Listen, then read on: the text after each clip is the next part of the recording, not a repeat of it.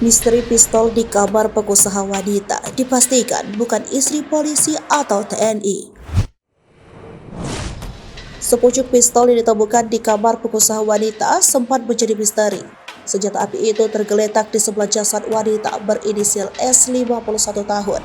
S ditemukan tewas di lantai atas rumah mewahnya di Jalan Pantai Indah Utara 3 Kapuk Muara, Penjaringan, Jakarta Utara, Rabu 8 Februari 2023 sore.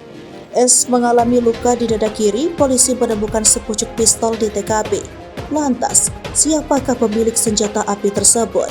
Kepala Polres Metro Jakarta Utara Komisaris Besar Polisi Gideon Arif Setiawan mengatakan, polisi menemukan dokumen atau surat kepemilikan resmi senjata dari rumah wanita itu.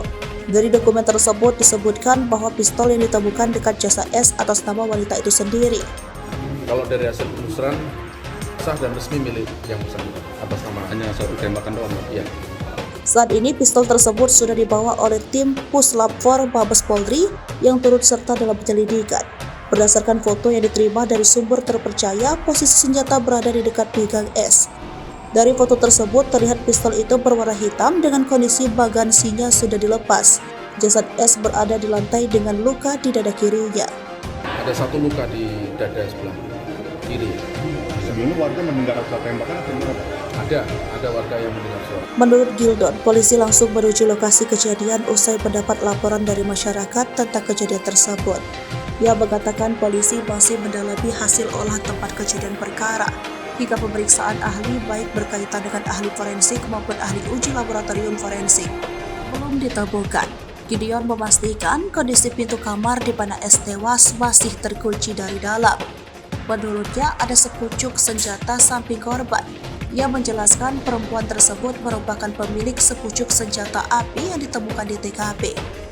Namun, Gideon memastikan bahwa wanita tersebut bukan istri polisi atau anggota TNI. Salah satu pengusaha dan mempunyai jabatan di salah satu perusahaan yang bersangkutan. Ada perusahaan swasta, kita lihat pendalamannya.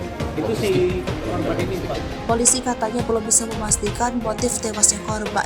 Kendati demikian, katanya tidak ada tanda-tanda orang lain yang masuk ke tempat penemuan jenazah itu. Hingga kini, polisi masih melakukan penyelidikan terkait kematian seorang wanita parubaya itu.